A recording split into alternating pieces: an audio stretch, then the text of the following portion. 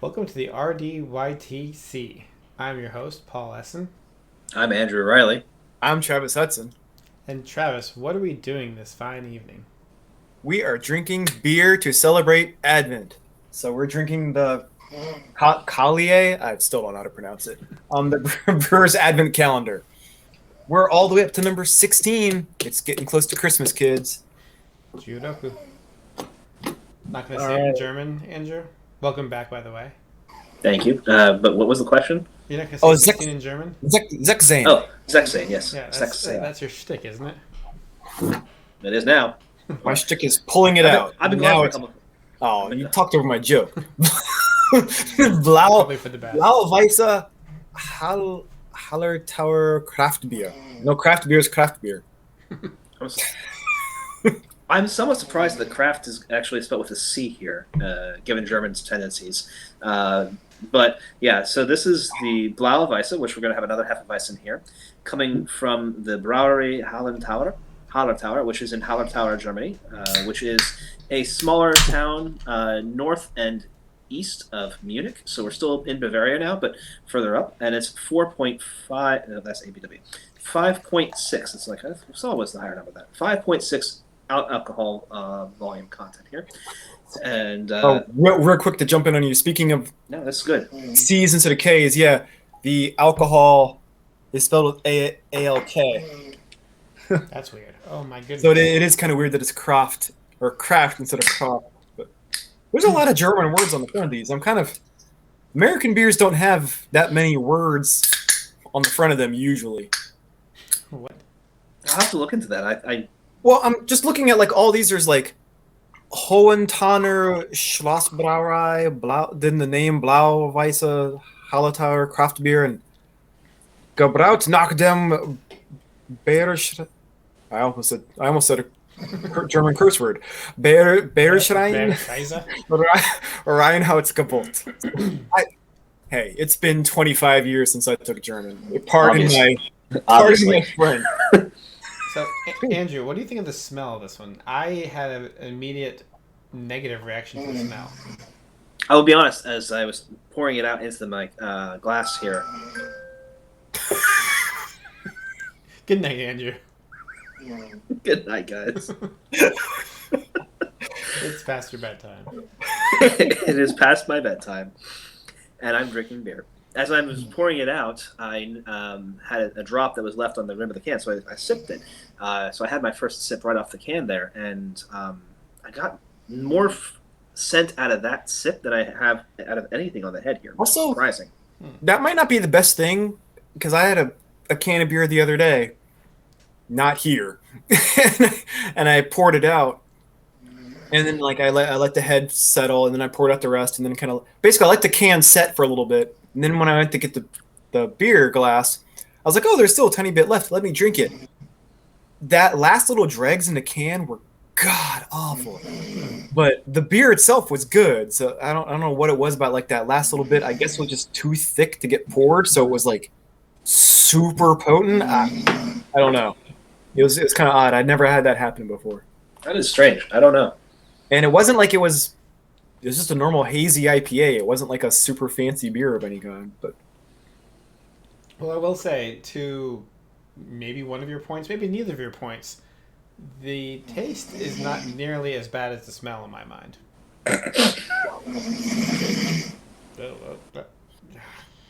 Yeah, this really is hard. Oh, that's really kind of creepy. wow, that's a good effect there. This is a very transparent beer. It's very Which is clear. Better be very crisp. Which is kind of impressive because as it is the Hefeweizen, I don't know where my camera is on this thing. Oh, it's over here. Okay. You can see that it is actually quite cloudy. Just a reminder, Andrew is still recording in his alternate setup. In the shower.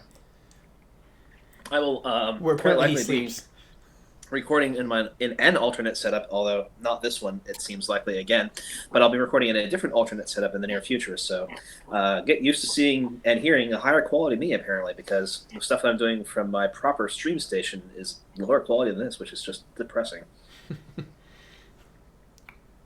It dawned on me that pills maybe would have helped if I'd been eating my pretzels during the pills.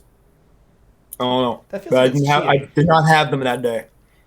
I feel like that's cheating a little bit if you eat pretzels with one beer and not another. Yeah, and it should never be that the beer can't stand by itself. If the beer Well, can't stand by itself, I do not disagree that the Pils was terrible. Seem to have talked myself in a corner there because it was not it was not terrible. Oh, But I have a feeling. Oh well, go ahead. we don't like Hefeweizens, so we'll see. We all have our biases. Hefeweizens are definitely they have an uphill climb for me because I don't care for them as much as in general. When you want a Hefeweizen, you want a Hefeweizen. But I have said a couple times before that I don't consider them to be true beers because they have wheat, not barley, and that makes a big difference. So wait, You're a snob. I'm a snob. so there's 4 ingredients that it has to be beer in German, right? 3 technically. Just Because- 3. The yeah, the hops, the malt, and the water. So yeah, it's water, barley, which is malted, and hops. Okay, I wasn't sure if is that a German specific thing that the malt has to be barley. Yes, well, Okay. for the beer context. Yeah. So So- that's the thing that we're talking about here, where beer-like drinks, like Hefeweizen or a number of other beverages, have existed for a long time. It was the German codification in this, and I'm pulling my can here for a second because the thing that Travis butchered the pronunciation on, Braut nach dem, this word here. This is what we talked about many episodes back, which is the German purity laws. So the fact that this Hefeweizen is claiming to be brewed under those purity laws is hilarious, in my opinion. But it does mean that they're still continuing on with those traditions, even if it doesn't make any sense in this particular case. This means they're not illegal in Germany. It's certainly not illegal, but you can make whatever you want. It's just Yeah. whether you're allowed to call it beer, for example. And maybe there was a time when it was so bad that they couldn't even brew it that way. But nowadays we're much more ecumenical. Nowadays, it's more like the rules on whether you can call something organic or whatever is And I think changing. even that seems to be stretching it a bit because they get away with calling Hefeweizen's beer as well, along with a number of other things. So it's clearly not an issue. I'm just a relic. I'm an old man. Well, I don't know whose point this is towards, but it seems relevant. I know there have been some cases in the United States where I think the Dairy Producers Association or whatever has sued I want to say oat milk or almond milk or one of those things. Say it's not milk, and on the surface that sounds ridiculous, right? But I mean, it's kind of true, right? Almond milk is not milk at all. It does not come from a cow or an animal or anything like that. It's kind of supposed to replace it. Yeah. I mean, I've heard it called coconut milk, but it's actually coconut water, right? I mean, Well, there's Well, I think separate things. Coconut Yeah. water and coconut milk are two different things, yeah. But coconut milk is still not milk. It's just it's a very thick white liquid, right? So that's why it gets called milk. And kind of also to that point, there was some egg replacer, some I think vegan egg replacer. Maybe it's vegetarian. I'm not sure, but it's called Just Egg or Just Eggs or something like that, and it has no eggs at all. And I'm like, okay, that seems really that's false yeah. advertising. I'm sorry. I'm okay with you calling almond milk and coconut milk, but calling something Just Egg and it's the opposite. It has no egg and it's actually an egg replacer. Well, that just seems wrong. So it's false advertising, but then it's false advertising to your detriment, isn't it?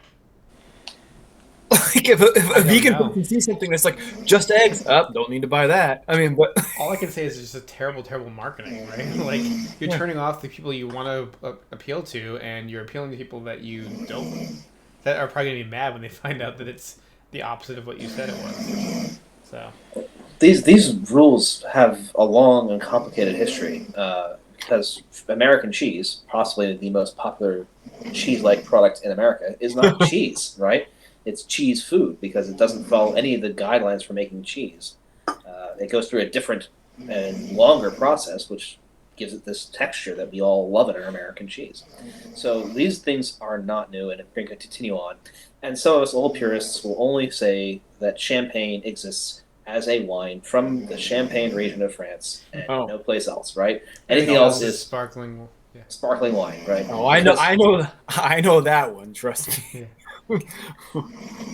It's a common thing in Twitter too, right? Like you hear like people make fun of it. It's like, hey, anything? Yeah. Well, I'm not gonna get into it, but I also have a friend who says that I don't know if phonetically is the right way, but he says everything. He says every letter in a word because so he says champagne, knigget, for night. Is it to be funny? I think it's to be funny. I don't know if he has like any sort of grander motive about silent letters in English. I don't know. Because I think he's done it before he had kids. Because I'd say once you have kids, it's like teach them that that's how it's spelled.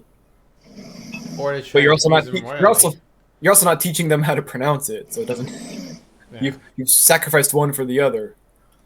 Yeah. There's simply no winning with kids. Let me put it that way. Only losing. Wow, that's gonna get sound clipped. Sure, we play this for your kids later on. So here's a question for you. I feel like we like to crap on like American products a lot. Like we crap on American beers a lot. Like Drew's like, let's go. Yeah, let's do this. Is my topic. On my time to shine. And just now, like American cheese, right? It's not real cheese. It's kind of just like processed oils and whatever. One quick note on American cheese though, is like top ranked chefs will say it's still the best cheese for a cheeseburger because however it melts, it's made to melt on a cheeseburger or something. Right. It's not cheese, but it is really, really useful for these functions that we want it to have, that we have cheese for other things.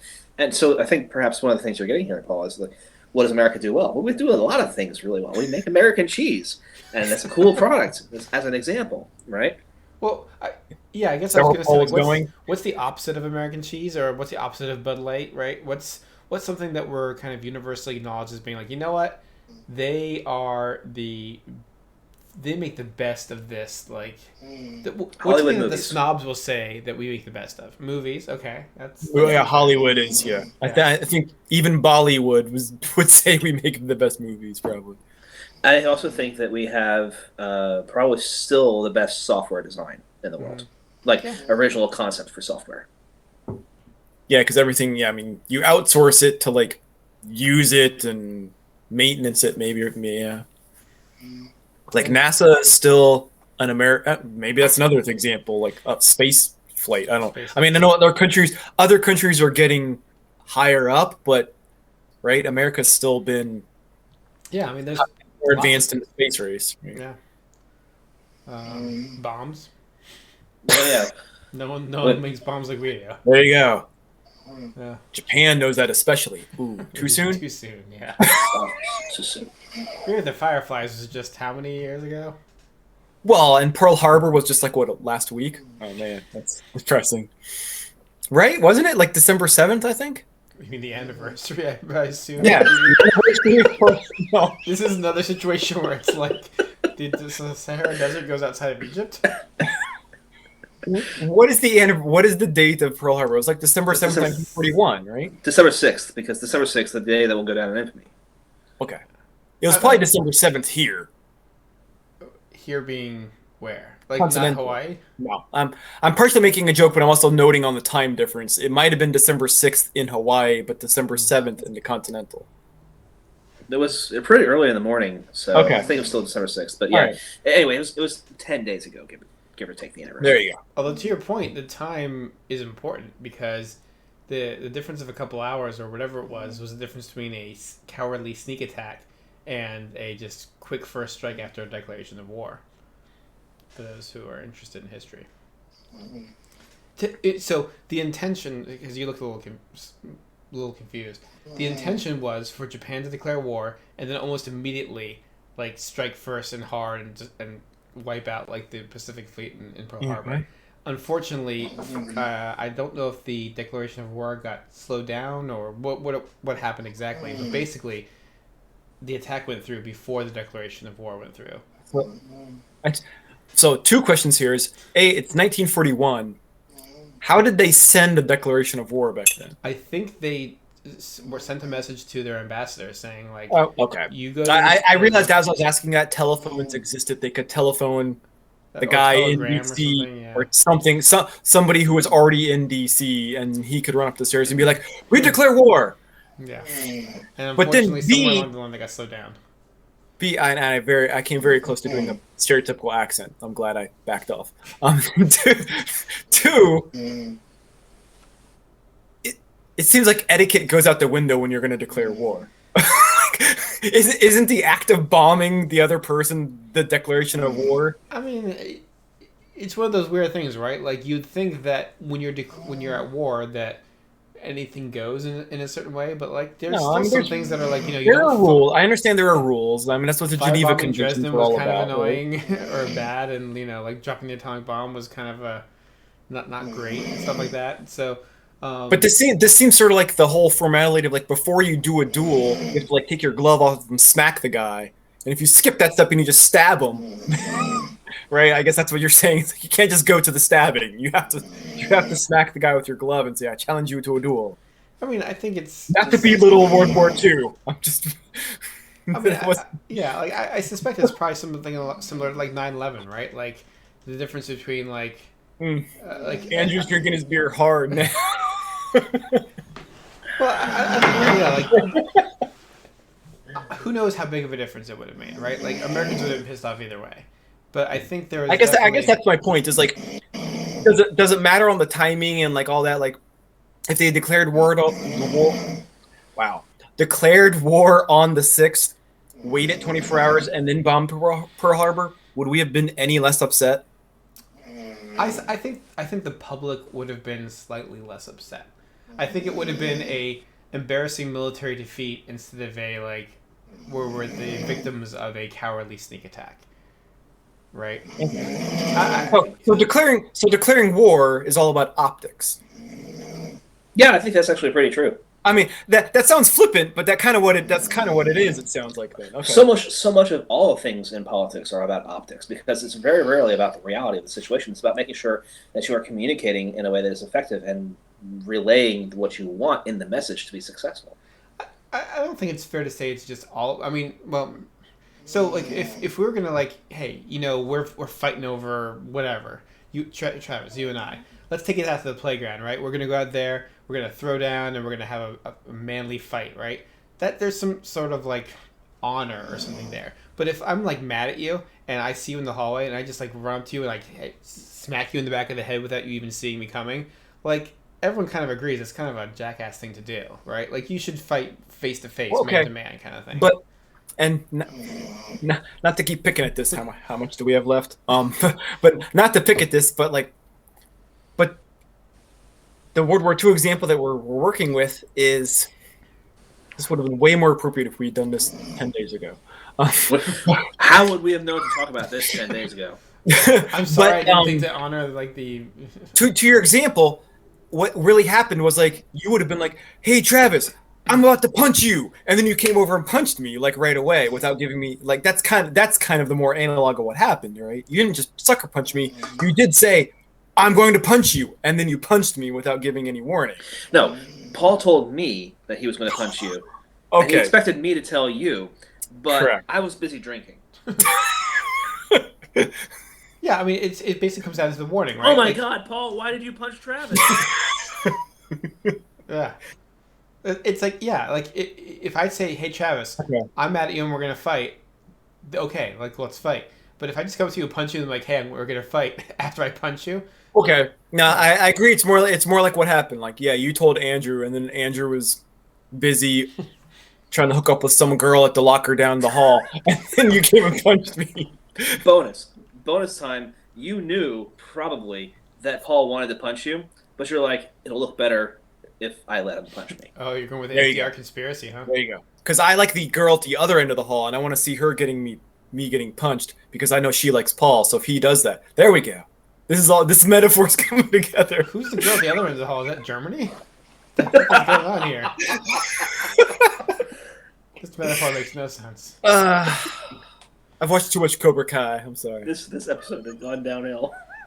We need your alarm saying that we've gone off the rails. What happened to it? Have you? So, well, okay. Not to drag it. We're almost done with beer, people. Don't worry. We'll talk about No, the beer. you'll be done with the beer when I ask you if you finished it, and you take your last sip. Damn! I was about to finish my beer. You'll be done with your beer when I tell you you're done with your beer.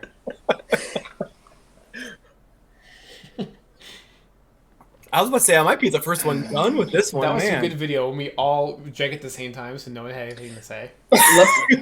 Let me ask a question about the beers in Hefeweizen. Discourse. We've noticed how these Hefeweizens are fruitier. They're oftentimes paired with citrus. You might have an orange slice on the glass if it's. Why? What about the wheat is bringing out this fruit flavor? What is going on here, and why is it so consistent across every Hefeweizen? Because it must be the wheat then at that point, right? Because that's what makes it different from the other beers. Also, what's weird is like, well, he's still up there. Yeah, that guy, the best beer we've had, and like I've had a couple of other Hefeweizens. Oh, the Eagle, the Zelda beer, the one that you bizarrely like. Okay. Well, no, but that one and then a couple of others, like we've noted also banana notes in Hefeweizen. So, like, yeah, is that a byproduct of the wheat somehow? I have no idea. I just assume they added banana to the beer. No? I don't know if they do. I think it's just somehow a reaction between the wheat and the yeast then, I guess. I don't know. That seems like a failing of our taste buds. When you're tasting chemicals. You're not tasting a thing. So if you taste bananas, there are chemicals in bananas that make you think, that tastes like banana because you've had a banana before. When you then have a sip of the beer, there are going to be chemicals that are not the same but have similar shapes and therefore interact with the same taste receptors. So they're going to say, well, that tastes very similar to that thing that I had before, so it must be similar to that. Spoiler alert, Andrew was a chemistry major. I was just about to say, what was your major in college? So wait, did you get to drink beer in college? Of course I drank. Okay, I take that back. In class. Wow, you drank beer in college? Nobody does that. No, I did not get to drink beer in class. I mean, technically they can't do that because you're not 21 until you're like most people until you're like a. How does that math add up? Are most people not 20? Are most people not 21 until like the second semester of senior year? No, I think junior. No, it'd be second junior year. Yeah. Okay. So junior year, senior year, you might be able to do some in classes like that, but 18, or 19, we could change the law 18, and 19, let people who are 19, reasonable 20. age drink alcohol again. All right, crazy libertarian, and all right, old man who's older than the three of us. Even though Andrew comes across as the old man, like you are. I'm not actually the oldest. I'm the youngest. I'm not the old man. I'm the youngest. So as old as you think I am, remember, you're older. Who are you talking to? Our viewers or me? Both of you. Both of you. You too. And the viewers. The viewers may be older. I mean, I can't say for them. There's some old guy shaking his fist at us right now. Here's a question for our viewers. And I love you, old man, for watching our YouTube channel. I should have asked this before this whole discussion, but who acts the oldest out of the three of us? I don't know, but Paul, I'm done. No, you don't. I'll say you're done. You're not done. Pour yourself another beer. Okay. I have plenty of beer. All right. What was your question? You said who acts the oldest? Andrew. Well, I was going to ask our viewers, who seems the oldest out of the three of us? Because I like to make the joke that Andrew acts the oldest because he obviously does, but maybe the viewers is too. He does. And consequently, who acts the youngest? I think I have a youthful vigor to myself. You're very immature. Youthful vigor. Youthful vigor. Oh, it's a Hefeweizen. You know what? If I shaved this off, I look like I'm 12. So. Yeah, I mean, I wear the beard for a reason. You notice you notice we all have facial hair at this point. Like, if you shave it off, you will look like 5 to 10 years younger. Next episode, we should all shave. Not on air. Like, we should shave before so we look. That'd be even better. While we're drinking the beer? It's disgusting. Oh, so man. Bad. That one had some extra hair in it. I don't know what happened. This has got some hair notes to it. That one gets 6 thumbs down. But we won't know because YouTube hides thumbs downs, right? I don't know. I read that as a headline. Is that right, young people? It's a thing that's happening now. It's so stupid. By young people, I'm talking to you two because you're younger than me. Yeah, basically the entire internet has decided that they want to hide everyone from criticism. So good vibes only. God, I really, I would love for Facebook to have. If you don't have to give me a thumbs down, I just want an eye roll emoji. Just let me have an eye roll emoji. No, I thought the one we all asked for was the nodding sagely. Yes, I see. So that still implies agreement. I just want. What about a face palm? Is there a face palm emoji? I mean, not for Facebook. Not something you can. Well, I mean, in general, is there? I guess there is like. You can comment. Yeah. I know you can comment with the Picard picture, and if it's really bad, you can put him and Riker. And then there's even a triple face palm I found. I'm sure there's like a quadruple. I don't know. They just everybody on that show apparently face palmed at some point. There was a lot of face palming going on. What? Okay, we're gonna go way off the rails here now. Before we do that, gentlemen, triple face palm for the fans. All Ready? right. 3, 2, 1. Fantastic. I'm impressed we all used the same hand. Did we? Wait, did we? I'm backwards. Dang it. Oh, yeah. Anyway, go ahead. Did you use? Wait, I'm so backwards. You guys use your right hand, didn't you? I use my right hand. All right, I always face palm with my left hand. I don't face palm that often. But to peel the curtain back a little bit, the way we record these, one of us is always going to be reversed. So. Well, you are always reversed to yourself. But for the people who are watching this, the person who's recording. Oh! I see what you mean. Yes. So if Paul holds up his shirt, it's going to be reversed backwards because he's recording. Yeah. Because we are low-ranked recorders. Normally, so far, I've been reversed.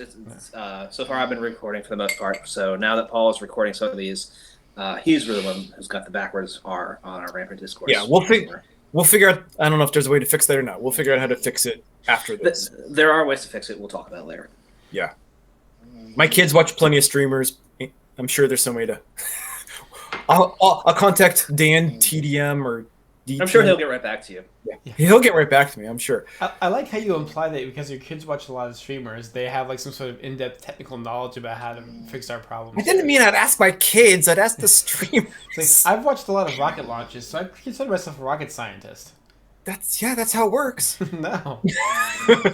That's not. Step 1. Then step 2 is...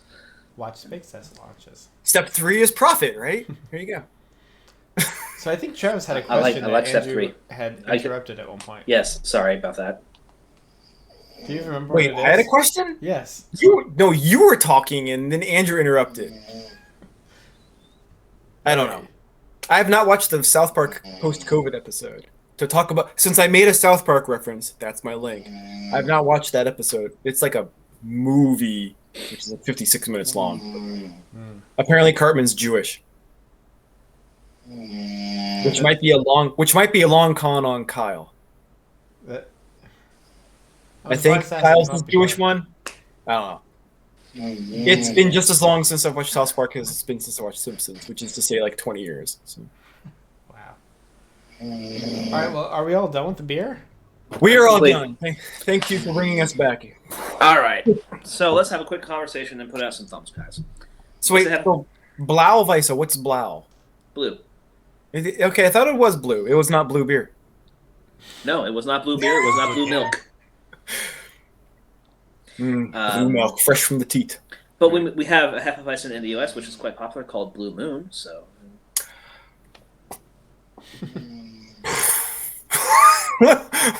What? Is that at all related? Probably not. Probably. Here is something that might be related. Although it means blue-white. Blau Weisse, right? The word blau in German obviously means blue, but it also means shit-faced drunk. Well, okay. There's an American equivalent to that, isn't it? A color? I thought there was I thought maybe not. I don't know. the closest I can think is that you drink so much you make yourself green, right? That's the thing that you can do. Like he's green to the gills. Yeah. I thought they were bound to be something with blue. Knowing English, we steal half our words from German. So okay. Right. So blue, white, the Hefeweizen Blau. Maybe that's also a play on but it's not. It's only 5%. So I would want that more on the purple, the Zelda beer at 7%, right? That would make sense to be the Blau Weisse. I love that you also call it the Zelda beer. Thank you. I'm making sure that the reference is well understood. I don't know. I'm really torn on this one. It's a totally middle of the road for me. So Yeah. I have no idea if I'm going to go up or down. Yeah, I mean, I'm similar to Travis. I don't think I usually like a Hefeweizen. I had a very visceral. I think you can roll the tape back and see like a very visceral negative reaction to the smell. It smelled really bad to me, but the taste was not so bad. I don't know if I agree with the whole like would I drink this again, because if someone just handed me a free beer, I would probably drink it no matter how bad it tasted. But Hopefully they didn't say hold my beer and you're like, oh, okay. all right, Thank you. don't mind if I do. I wanted a beer. How did you know? Yeah. Well, this is not my first choice, but whatever. Beggars can't be choosers. Yeah. The way I tend to think of it is if I'm at a bar that has like all the beers, right? And I order this one. That's a and, big bar. Yeah. Well, whatever. It does. And I order it and I drink it. Would I order another one? You know, like if they say, hey, can I get you another one? Or would I put forth the effort, as minimal as it is, and say like, you know what? Actually, I'd rather have something else. And I'm squinty eyeing you because I'm going to turn Michael Bolton in Office Space and say your question is BS. Because if you had a beer bar that had every beer, I would never drink the same beer twice. I would always be trying a different beer. See, that's a personality thing, but I would always, and we've established I like things that are different or new or whatever. That's why I liked the purple. Oh gosh, I can't point backwards. I like the purple beer. Well, yeah, just to give you some insight into like how I act at bars, I'll go to a bar, and if it's a bar that has like a bunch of like whatever local beers or different beers, like more than just your normal selection, I'll usually look at the beer list and be like, that sounds interesting. I'll try that one. Like I'll try something new, right? I'm not gonna get a Bud Light every time I go to a bar. I will try something new, and if you shouldn't get a Bud Light anyway, but okay. Or a Yingling or a Guinness or whatever, right? Sure. Sorry. I understand your point. Yeah, I'll try something new, and then I go from there. If I like what I had, I'll get another one. If I don't like it, then I'll try something else that's new. But I don't have a strong pull to always try a different thing every single time. So I guess, gosh, I don't know where to start with that. But like, not that you're wrong. Not that you're wrong. I'm just like I'm trying to think about. So make my easy point first. Is like if I go to a new restaurant, I will always get like the most basic thing for that thing. Like if I go to a new Indian restaurant, I will always get chicken tikka masala. So like if you can't do chicken tikka masala, I cannot trust anything else on your menu. If I go to an American restaurant, if you can't do a cheeseburger, I can't trust anything. You know what I mean? Like I will if it's a new restaurant that I've never been to, I'm not going to try something new necessarily there. But for beer, if I go to a bar, I'm like, you didn't make the beer unless there's a tap room. Then I'm there to drink their beer anyway. But no, I will always try something different. I very rarely will go to a bar and be like, give me a Guinness. That is some very interesting and different philosophies here, because it's not how I do things at all. But yeah, I can see why you think that. But I would like to try the new stuff. I happened to go out to a restaurant recently, and I could have. It was an Irish pub, so it was like, well, of course I'm going to get a Guinness, but I don't want to drink a Guinness because I've had Guinness before. Even though it's an Irish pub, it would have been perfectly thematic. So I ended up getting an Oktoberfest Märzen style that they had, but it was this Irish pub's specialty Oktoberfest, and it was a really good beer. I was very happy to have had it, as an example. But the food seems very, very different to me. Like, if I'm going to a new restaurant, I don't necessarily want to try something new. I understand, but I will want to say, what do you guys think you do well? What's the thing that's on this menu that you guys do better than anybody else? Because then I want to try that. So I guess if it's a restaurant, I think I will go back to. I want to try their base meal. If it's something that I might not like, if it's in another city, like if I'm traveling, sure, I'll try. So I'll be like, I'll try to figure out like what's their signature dish or something like that. But if it's something like, right, if it's something that I think I might keep going back to, I'm like, let me see if your most basic thing is good, because or like like a Chinese restaurant, like I want to try your chicken fried rice, because if you don't do chicken fried rice good, I can go to 50 other Chinese food restaurants. I guess that's my type of thinking. We are not talking about this beer at all. I don't know if that's indicative of the beer or not. I have completed my beer. I don't have a whole lot to say about it. It is a Hefeweizen. It has some unique characteristics, but not many. It's very, very much in the Hefeweizen category, right? If this blue can had said this is a Blue Moon Hefeweizen and I had drunk it, I'm not sure I would have recognized the difference. Is my point. So again, once you pointed out the Blue Moon Blue Weisse, I'm like, it really. For those of us tasting along, let us know. But like, it really does just taste like a drink of Blue Moon. Now that you say that, sure, Paul, I'm easily swayed by Andrew. Say it again. It's a Hefeweizen. I mean, like they're gonna taste like Blue Moon or Feed the Monkey, one of the two. Feed the Monkey is a local beer from Maryland that is a Hefeweizen that tastes like bananas. Hence, Feed the Monkey. Blue Moon happens to be the Hefeweizen I think I like best out of the Hefeweizens I've drunk. So that speaks well for this one. Enough for a thumbs up? We shall see. We'll find out. So should we vote? Does Trevor need to stall longer? Do we need to talk about nuclear bombs in World War II in Japan?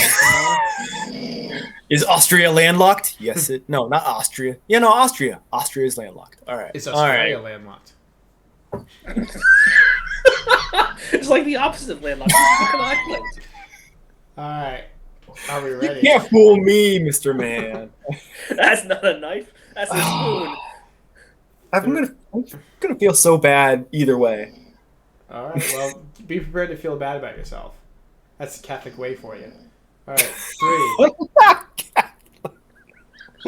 Oh, come on. All right. 3, 2, 1.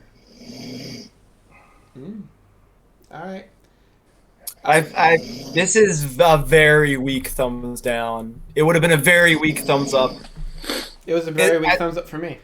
I think it just comes down to like it didn't really stand out. Honestly, for me, this is going to sound silly, but I think what it came down to is I was expecting far worse based on the smell. And when I drank it, I'm like, this actually isn't that bad. And that kind of carried over as I was drinking it. Like, I'm still enjoying this, and that initial like pleasant surprise just kind of carried over. And like I said, if I was at a bar and I ordered that, I would have been like, oh god, I made a terrible mistake. And then after I drank it, I'd been like, you know what? Sure, give me another one. I know to not trust the smell, and that the taste was perfectly fine. So it was a weak thumbs up, but I'm gonna go with a thumbs up. It was a fairly weak thumbs down for me as well, even though it was a Hefeweizen and so it had the uphill climb. Look, this was a fine beer, but it doesn't pass the I'm not going to buy it. I would not buy this. Yeah, I don't know if I agree with Andrew's criteria there, but it's a good tiebreaker. So if I'm middle, that is kind of a good thing of like, would I buy it? If I went into the store and this was there for a 4-pack, because normally 16-ounce cans around here are in 4-packs, and I knew this one, no, I probably.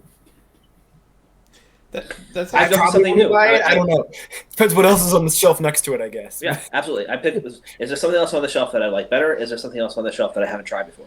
If there's anything else on the shelf I haven't tried before at all, absolutely I would pick that first. If there's something else on the shelf that I've had before, kind of like generally like our Wiener Lager as an example, I'd go for that first, even though I ended up giving the Wiener Lager a very tepid thumbs up. The real Wiener Lager, not Paul's fake Wiener Lager. I had a fake one? That was the one that your Oh, can my was other different? can. All right, yeah. No, I think that's actually a great way of differentiating. Like, if I went to a store, there's pretty much no way I would, after having drank this, that I'd buy a 6-pack of this. But if I'm at a bar and I bought one on draft or whatever like that, and they're like, "Do you want another one?" I'm like, "Yeah, sure, why not?" Like, I'm probably not gonna order it again if I go to a different restaurant, but yeah, for now. So to loop back into our conversation that derailed us before, yeah, I mean, like going to the store and having to commit to like, unless it's nice that most stores now let you do like your own 6-pack, right? Mm-hmm. But if you have to commit to a 4-pack, you're pretty much there's a big commitment there. You're gonna go with what you know you like more often than not. Well, as if you're at a bar, I absolutely would not buy a 4-pack of this. Correct. If you're at a bar, you're like, sure, I'll spend $5 on a pint because whatever. If I don't like it, I'll get another one. Which is also why I like doing flights, especially more so if I'm at a restaurant. I won't do a flight if I'm at a bar. That's I don't know. Silly. What? That seems silly to do a flight. Yeah, I don't know if I've ever seen somebody like actually at the bar doing a flight, unless it's in a restaurant. To be fair, I did do a flight at a bar fairly recently, but it was a craft brewery house. Correct. Bar. Like so I did a flight of their beer. Yeah, if it's like a tap house bar, that's different because I am there to like try all their beers. Like, yeah, give me all your beer, but I don't want to drink a pint of everything. I don't know. That sounds like a good way to spend a day to me. Hook it into my vein. Yeah, and just to be clear, like I give it a thumbs up, but yeah, there's no way I would go into a grocery store and be like, you know what, find me a 4-pack of these. I want to buy this or wherever. Right? I'm not gonna commit to that much. That's why it was a very weak thumbs up for me.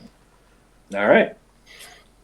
All right, well, thanks for joining us, and as usual, please make sure you gently massage that like button and pound hard that subscribe button, because apparently it's... And just jingle gently the notification bell. Okay. Don't do that with your finger again. I know you guys were making fun of me for what I was saying before, but that is the dirtiest thing that we've done so far. That is far worse than the gentle massaging that I've been talking about. In this case, I think it's a good idea that we stop the discourse, but in general, you can't stop the discourse. Bye.